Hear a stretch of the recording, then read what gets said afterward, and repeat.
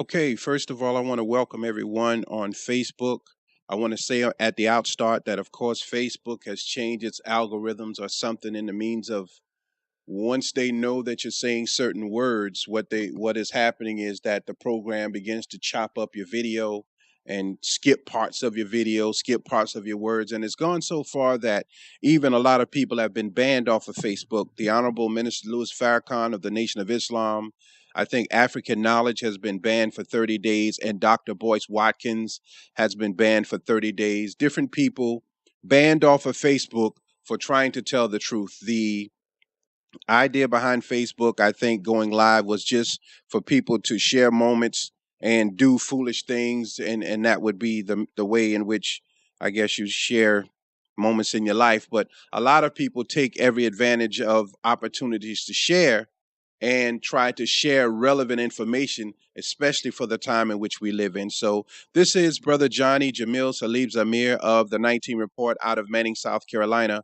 And I want to talk today. I didn't put the exact title of what I wanted to say because I know that when you type in certain words, the program automatically starts to act up. So I put in, what did I put in? Let's talk a few minutes or something like that, because I wanted to talk about three main points that I said I would talk about today, and God willing, we will get that over within 30 minutes. So I've been trying to vamp the program, what I say and how I say it by God's permission, in hopes for it to have its maximum effectiveness among a new generation that needs to hear more than what has been told before. On last night, I watched a video on BET about the lesbian, bi, tranny, and gay community. And it was very interesting. And the reason I wanted to watch something of that nature was because of today is the celebration of Dr. Martin Luther King's legacy, his birthday, the civil rights movement, and also the passing of Bishop Eddie Long. And so I'm including the passing of Bishop Eddie Long with the day that we're celebrating of Dr. Martin Luther King, and also with the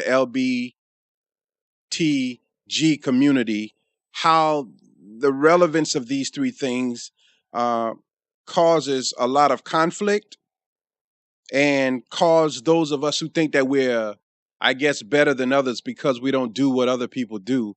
Sometimes if we're not guilty of a crime that someone else committed, we think that we're better than the person that committed the crime. First of all, I want to say rest in peace always to Dr. Martin Luther King Jr. And I want to say rest in God's mercy. I have some notes I was writing down. I want to say rest in God's mercy to Bishop Eddie Long.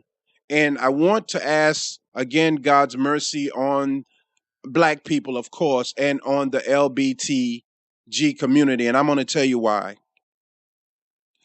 Uh, I believe that Bishop Eddie Long's life was and is a sacrifice of God's mercy. I'm going to tell you why I believe that. I believe that some people are born into the world to die for a reason.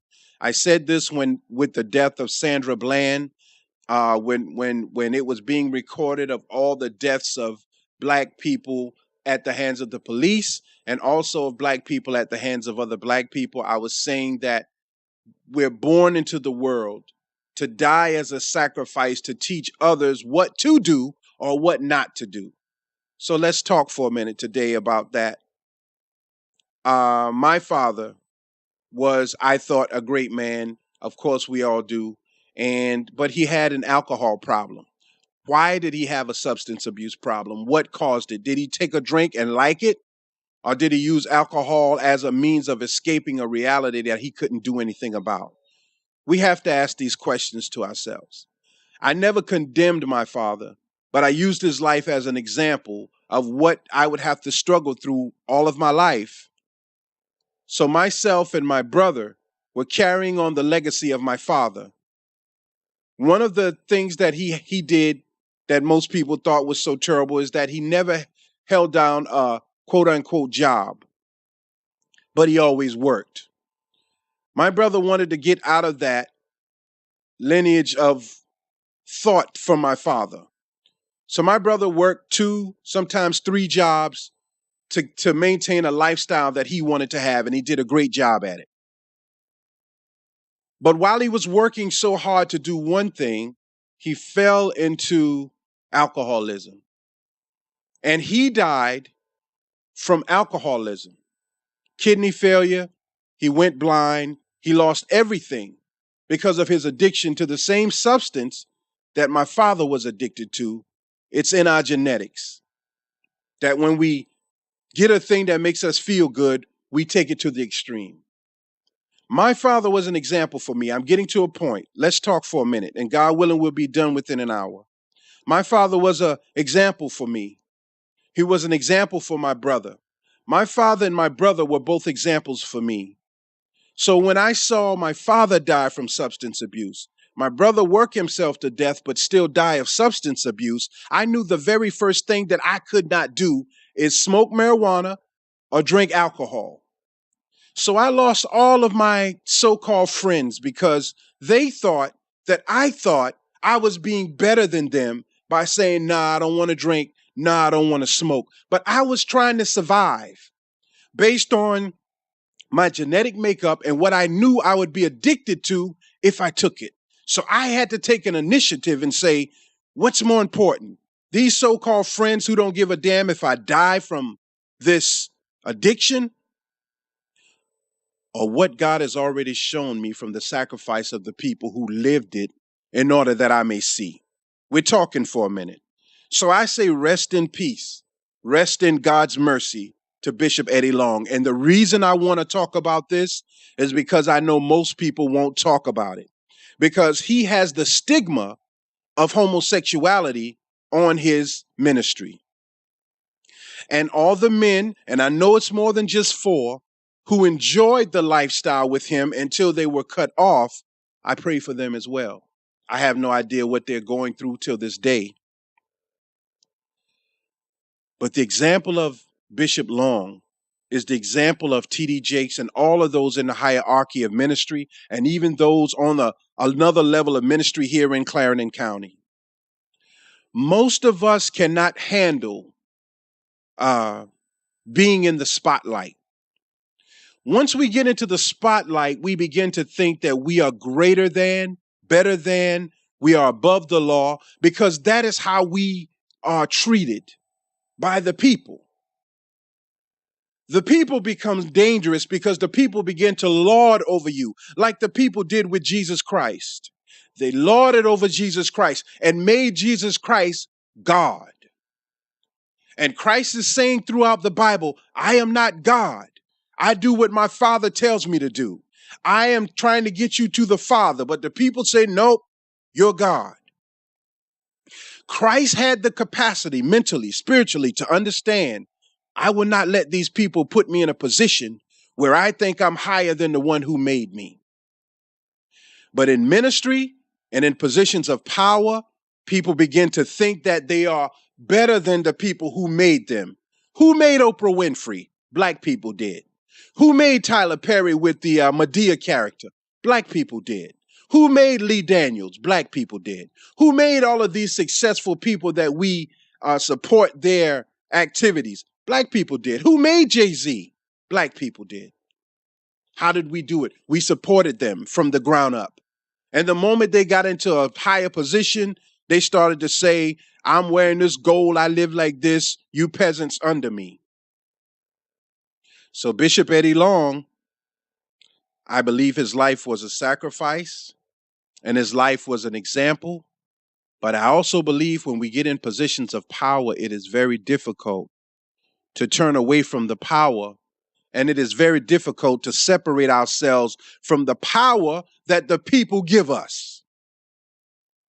So until his dying day, Bishop Eddie Long was talking about God, talking about his position with God, but never recognizing the fact that he may have done some internal, extensive damage to the people who believed in his connection to God.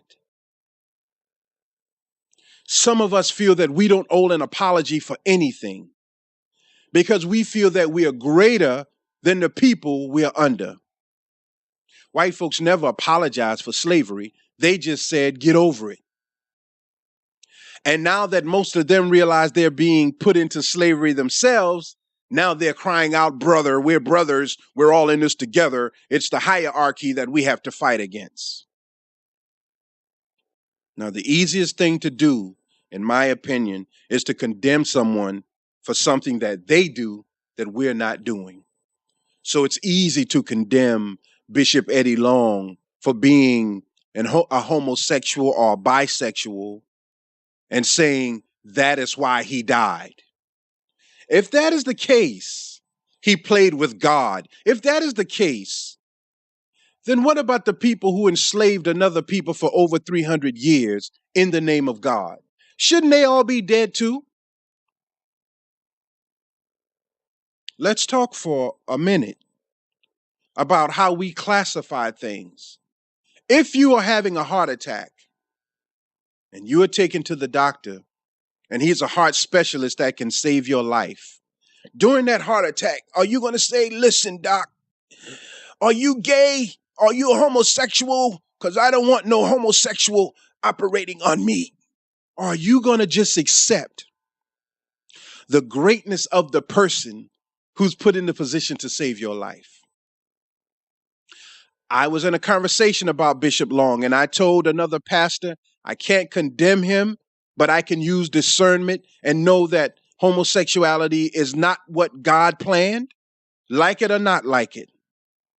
My crappy life, the way I choose to be in my mind, is not what God planned for me. That is the truth. Truth will set us free. Now, if you like being a homosexual, that's your life. It's what it is. I met many homosexuals. My son is 10. When we had to choose his godfather, we chose one of my wife's friends who he's been a homosexual all of his life. I like this dude a whole lot. I don't look at him like he's gay. I look at him like if I had to leave my son in the hands of anyone, I don't believe this man would molest him or anything. I believe he would teach him how to be a man and not be concerned about how people feel about him. So Bishop Eddie Long, I'm hoping that his legacy will not be, oh, that's the pastor that molested them 4 boys. And the 4 gentlemen who were in a relationship with Eddie Long will be coming out with a book soon. But I see all over the internet, people are talking about chickens coming home to roost. He's getting what he deserves for what he did. He played with God's name. All of us play with God's name. We're in the club praying, and God, watch over us tonight as we drink this Ciroc, this Hennessy. We all are playing with God, all of us, myself included. So if God comes to exact revenge, all of us have to die, black, white, red, brown, and yellow. We all have twisted the book to make it conducive to the way we desire to be. Dr. King, Bishop Eddie Long, and the LBTG community is what we're talking about a little bit today. I want to get clear. It is coming out about homosexuality as if though, it just happened. But if you know anything about the Renaissance era in Harlem, that's basically what it was about. The most creative minds in poetry, Richard Wright, James Baldwin, all of these great people were either bisexual or homosexual or transgender, or they were dressing, as women at night. It's nothing new. It's just that, as God says in biblical texts, what's in the dark will come to the light. It has to manifest itself so that the world can see it. That is what is happening with the homosexual revolution. It's always been there. This is nothing new and nothing to get excited about. It is grabbing attention because it takes our mind away from other issues, pressing issues. I don't care if my doctor is a homosexual. I don't care if they're lesbian or gay. I had a friend who worked at Staples in Sumter when we first met. She was very nice, and I was nice to her. And she said, "Come outside and let's talk for a minute." She left from behind the counter. She said, "I'm uh uh I'm a lesbian." I said, "Okay, I'm not." She laughed, I laughed. That was the end of it. We remained friends until she left. The Honorable Minister Louis Farrakhan had a lecture about homosexuals and the lesbian lifestyle and God's disapproval of it. She and I were having a conversation one day about it, and she made the comment, "That's why he got cancer now, because he talked negative about the LBGT community." I looked at her and I said, "Do you really believe because a man of who says he is of God says something against what God disapproves of, that he would be stricken with cancer because he talk against you?" She held her head down and laughed, and that was the end of it. Same thing with Bishop Eddie Long. This is a horrible situation, how he manipulated the minds of those young boys. At the same time, he had a mental issue himself. I like to call it delusions of grandeur. And many ministers in the ministry, women, men, homosexual, non-homosexual, suffer from delusions of grandeur. Everything that I do is right, but I can condemn you for doing the same thing that I do, but you're not me. I'm right and you're wrong. Dr. Martin Luther King, during the civil rights movement, and I pray God is pleased with him, because during the civil rights movement, he moved like playing chess. He found the people that could benefit the struggle, the time in which he was in, and he utilized that situation in order to get his point across. So Dr. King worked with a gentleman by the name of Bayard Rustin, black man. He is pivotal in the organizing the people for the March on Washington. Bayard Rustin was a known, full-blown homosexual male. In fact, he was arrested in a car during the civil rights era for engaging in homosexual activity with another man. One of the most brilliant minds that you will ever know. And I might add that the LBGT community harnessed some of the most brilliant minds that you and I will ever know. They will be pivotal in the change that is necessary for this country to survive. LBGT community. So I use discernment. God disapproves of it. God disapproves of it. I disapprove of it. But if that is your life, that is your life. And I won't condemn it. I don't have the right to. And I'm not going to turn away from you. I don't feel I have a right to. And I'm not going to fight or harass or try to bully anyone that is LBGT. I don't feel I have a right to. Dr. King worked with Bayard Rustin. And I want to read you something that some say the FBI sent it to him. Others say it was a black agent of his own cabinet, Dr. King, that found out what he was doing and threatened to out him to the world if he didn't stop pretending that he loved the civil rights struggle and black people. If you have not listened to this commentary, we have it up on our website at the 19 Report on YouTube. If you type in the 19 Report, you will be able to go to our personal website on YouTube and type in Dr. King, or just go into the 19 Report broadcast commentaries and go scroll down until you find the second assassination of Dr. Martin Luther King Jr. by Brother Johnny in the 19 report, and it's entitled Character Assassination. And I called it the second assassination because some years back, people were beginning to hint on the fact that Dr. Martin Luther King had moral issues. He had extramarital affairs on his wife, and many said that Dr. King was having homosexual relationships at the time. I want to read this to you from the FBI files that have been released through the Freedom of Information Act. It says, no person can overcome the fact, no even fraud like yourself. Lend your sexuality, psychotic ear to the enclosure. This is someone writing to Dr. King. You will find yourself, and in all your dirt, all your filth, evil, and moronic talk exposed on the record for all times. Listen to yourself, you filthy, abnormal animal. You are on record. This is someone writing when the COINTELPRO were putting surveillance on all of Dr. King's hotel rooms, his home, his motel rooms. They found out that he was having extramarital affairs, and they found out that maybe he was engaging in homosexual activity. Now listen to this part. King, there is only one thing left for you to do.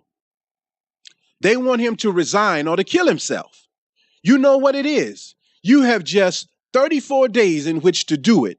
This exact number has been selected for a specific reason. It has been definite practice significance. You are done. There is but one way out for you. This is someone writing to Dr. King. You better take it before your filthy, abnormal, fraudulent self is bared to the nation. So someone is telling Dr. King, either you bow out, kill yourself, or we're going to reveal that you are having extramarital affairs, potentially homosexual affairs. We're going to tell on you, Dr. King, and that is going to destroy your entire legacy. So when I talk about Bishop Eddie Long and I talk about Dr. Martin Luther King and I juxtapose these and I put in the LBGT community and I put that with that. If you find out a person is homosexual, should that take away from all the good that they've done? Because they're engaging in something that you and I disapprove of. I am not justifying it. I'm making a point. If what Dr. King was proven to be involved in during the civil rights struggle, if it was put out in the right way and people saw him in the wrong light, and take away all the greatness that this man did, because not all of a sudden we feel we have the right to be the moral judge of someone else. Biblical scripture says we are allowed to use discernment. Discernment says that I weigh truth with falsehood and I find out what God says is right and I go with God. So I believe that Bishop Eddie Long's life was a sacrifice. Some of us sacrificed through life. Many of us sacrificed through death. It happened to Marcus Garvey and all that he did with the Back to Africa movement. He died by himself. I don't have a right to want anything, I don't think, but I don't want Bishop Eddie Long to be just remembered as the homosexual pastor. There's millions of homosexual pastors. This is something that goes on constantly. There's not a justification of it, but they have a community. Right here in Clarendon County, Manning, South Carolina, where I live, people always call me with information. I got a call probably about 5 years ago of a maintenance man who was working on a very prominent pastor's home somewhere between Summit and Manning and Sumter. I can't remember. When he got into the house, there were about 5 pastors in the house. There was a pastor cooking breakfast. All he had on was a apron, and he was butt naked. And I got a call, man, you won't believe this. As if though I was going to out these pastors. Never would I do such a thing. Why? Because I believe that their message is helping someone. And I believe that their words help more than they harm. And I believe that by God's permission, this will stop in God's time. Because if you're saying that Eddie Long died of cancer, some say AIDS, actually they are similar. Because your white blood cell count drops with cancer and your white blood cell count drops with AIDS. You lose weight, you look sickly with cancer. You lose weight, you look sickly with AIDS. It is a proven fact in medical journals that if a person has AIDS or have colorectal cancer and they are being penetrated constantly, that could aggravate the cancer and cause it to spread throughout the body. This is a fact. Let us not condemn people because they're doing something that we don't do. But we are doing something. There is no innocent person in the world. We're doing something. Perhaps what we're doing, we're masturbating in private, looking at, homosexual videos in private, masturbating to it. Still guilty. Maybe out on the street at night looking for transgender men because we're more comfortable with that. Still guilty. So Dr. King Day today, he suffered through the threat of being outed as a immoral sexual deviant. Bishop Eddie Long was outed. There are many, many more of the big people, male and female, that are doing the same thing. Homosexuality was hidden during the Renaissance era. Some of the greatest minds in music, in medicine, in electronics, in everything, some of the greatest minds were homosexual and lesbian. I want us to remember that. That is what we're talking about today. And we are almost done. I told you it wouldn't take long. Thank God for that.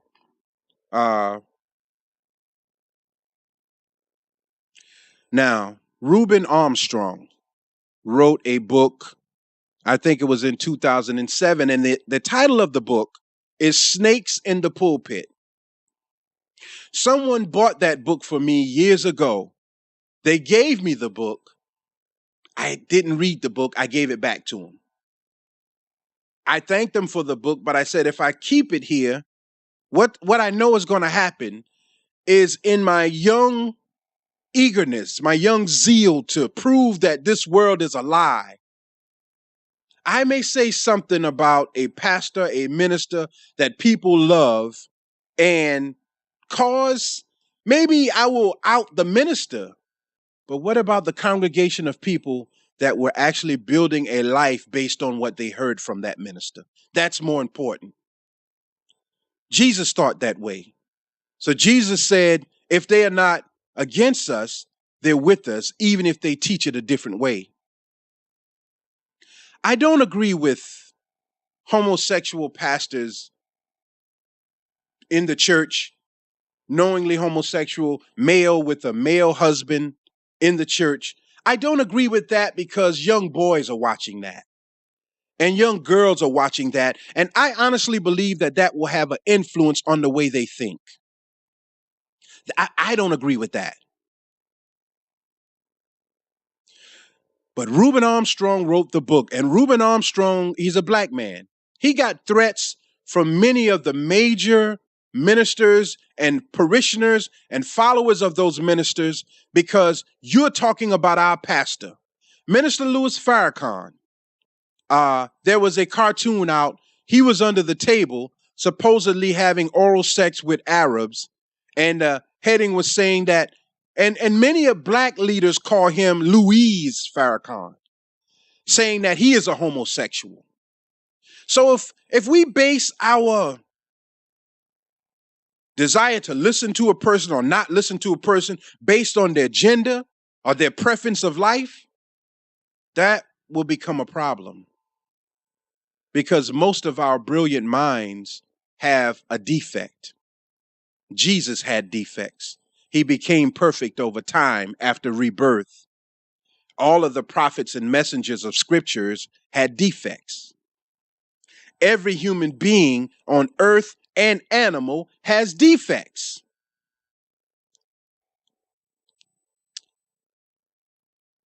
So we're talking today, and we are almost done. Let me see. The book called Bible.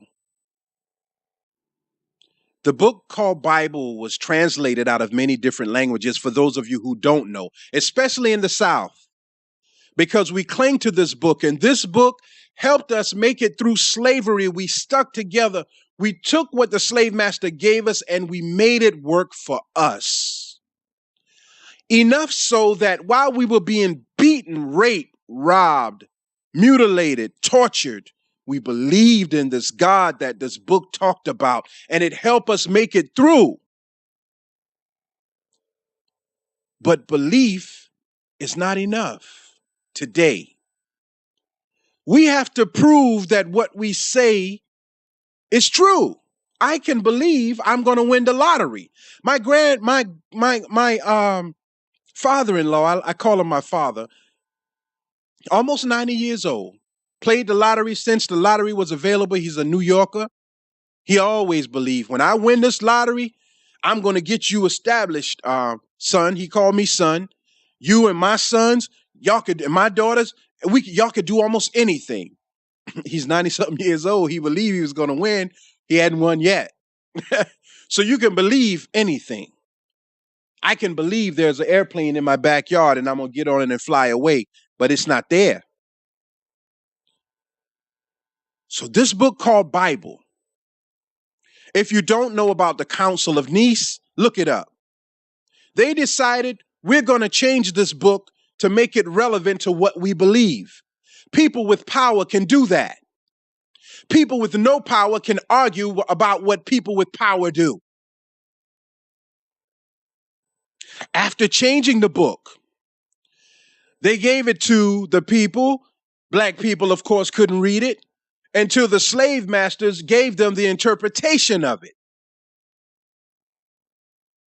So this book called Bible is not the 100% book that we should be basing our lives on, because the scripture is written in allegory and parables that we interpret the way we want to interpret. I told you that I watched a video on BET last night.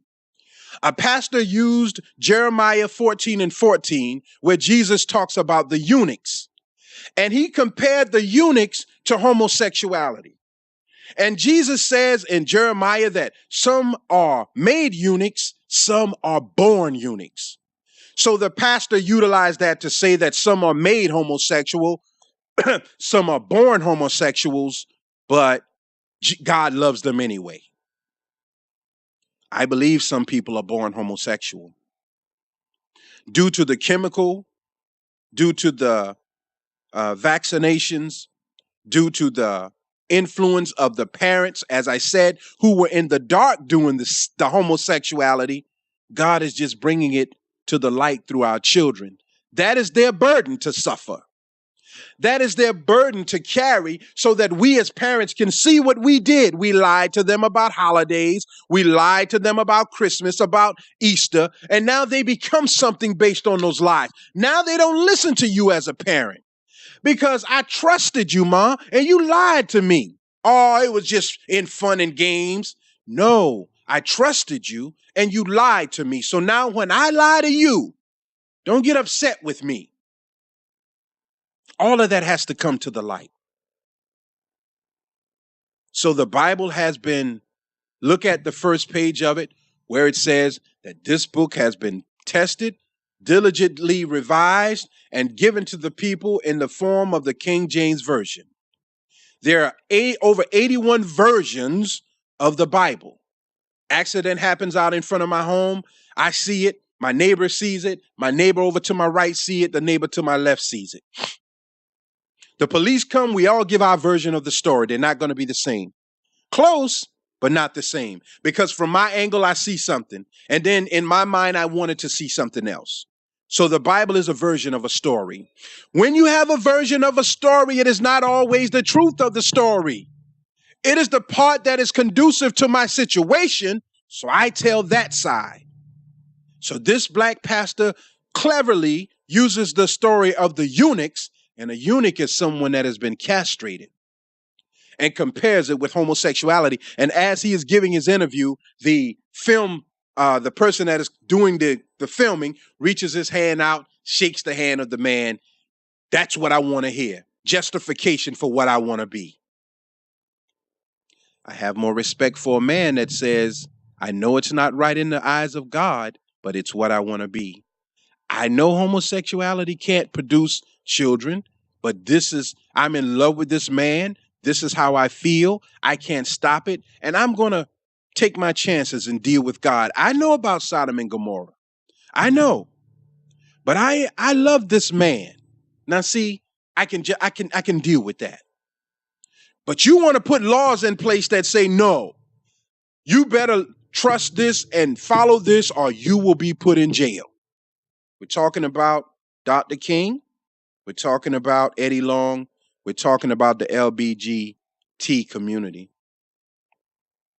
And we're talking about biblical scripture. And now we're going to close, and I'm going to leave with this. From the book of Genesis, there was conflict. God did not stop Satan from making his move in the garden. And God did not stop Satan from making his move throughout the entire Bible to the book of Revelations, where God says, enough is enough. We are living now in the book of Revelations, and everything has to be revealed, but like a cancer, it is so slow moving. Like the cancer that attacked Bishop Eddie Long, over time, it is so slow moving that we don't see it until the last minute. And because we only see it at the last minute, it's like it happened overnight. So it's better for us to say Bishop Eddie Long died from AIDS than cancer. Because to us, it happened overnight because we don't look at things. We don't analyze what is happening over time, a little bit at a time. Agenda 21, a little bit at a time, the Patriot Act. A little bit at a time, the Constitution being reversed, but the Constitution never really was relevant to black people anyway, when the 13th Amendment says that you are free until you commit a crime, black man, then we'll imprison you and make you work for free. You are now a slave again. A little at a time, we are going into the abyss. And Satan will never give up his authoritative position. He's going to die on that. Remember the story of Pharaoh, who after all of the signs that God sent, finally says, okay, I'll let him go. But in his arrogance, he says at the last minute, hell no. If I'm going to die, they going to die. So he goes after the children of Israel to kill them as a final show that I am God above God. This is happening today. I wish I could say some of the things that God is telling me to say, but I am like the children of Israel who could have inhabited the promised land in a month and a half. But because they didn't trust God, they had to dwell in the desert for 40 years. I'm afraid. I have a lot of things that I have to say, but I'm separated and it's just me and God. But I'm afraid. When I'm no longer afraid, you know it. But if I never come out of that fear, you know that too. Today, rest in God's mercy to Bishop Eddie Long and all of those who put up their videos talking about his condemnation. Well, we are allowed to an opinion, but I hope we will look at it bigger than that. If God is after Bishop Long, he's after the entire world because we're all sinners. And we perpetuate sin. The LBGT community, you're sinning and you perpetuate the sin. Does that mean you are a horrible person? I don't know. I'm a sinner. And in my actions on a daily basis, I perpetuate sin. Does that mean I'm a horrible person? I don't know. But I know we have to do better. So we all are trying to do better. The gay and lesbian communities talk about the Bible as they should. They become doctors and lawyers and administrators and, I mean, just great people. And they share that part of themselves. The Bible is talking about a community of people who have said, we don't want to hear nothing about no God. We want to do what we want to do when we want to do it. Today, even though we are sinners, we're saying we do want to hear about God. Even though we are sinners, we know right from wrong. We do want to hear about God. That is our mercy. So I thank you for listening. I think I finished it all. And I thank Almighty God, Allah, for allowing me this opportunity. And I want to encourage everyone to be on the lookout for our very next commentary. Will be much longer than this, and it is called Satan's Last Stand. And we're going to talk about the different ways in which Satan is the powers that are the elite, the ways in which Satan is utilizing everything that we see and do to keep our minds busy so that we will not be able to stand up and say, God, help us. It is not that we have to physically fight Satan. It is that we have to come to a mindset of one accord and say right is right and wrong is wrong. But as long as Satan has the LBTG, blacks, whites, Hispanics, everybody fighting, Republican, Democrat, Cowboys fans killing each other over, and Falcon fan, as long as that's happening, Satan will always win, because in the midst of the chaos, he's preparing his new world order. Thank you for listening. This is Brother Johnny Jamil Salib Zamir of Manning, South Carolina. And this, I will post this back up. I do have the pictures and the clips and everything that I'm recording, and I pray it will come out clear enough. I'll post it back up on Facebook. I don't know how well it came out on Facebook Live, because as I said, they're beginning to scrutinize a lot of very good commentary and allowing a lot of other things to come through. So they're chopping videos, and it's not people sitting in front of computers. It is a computer system with algorithms that are programmed for certain words, mentioned certain times, certain things said constantly, and then they will begin to jam your signal, your system. This is where we are. Welcome to this new world order that we think is not here yet, but it is here. As we play sports and lord over sports and partying, on Christmas Day, I told you that President Barack Obama signed into office what is news and what is not news. So now they can determine what is fake and what's not fake. Every occasion that we have in our life as something important, there is something going on behind the scenes and something being written into order. ICLE, look it up, ICLE, the Agenda 21, on how little towns and governments are beginning to sign contracts saying that we will be the front people so that people can see us. But behind the scenes, there are things that are happening that will lock us into a very bad situation. And it's happening right here in Manning, South Carolina. Thank you again for tuning in. Thank those of you on Facebook. I hope you take this information and share it. And I really am trying to get better at understanding people's emotional things so that I can get those thousands of hits, not for me, but for the message that I believe God has given me. So share the information. Thank you again for tuning in. And on YouTube and also on Facebook, I'm signing out. I thank you all for tuning in. Please share the information. We will be back on very soon with more. Thank you.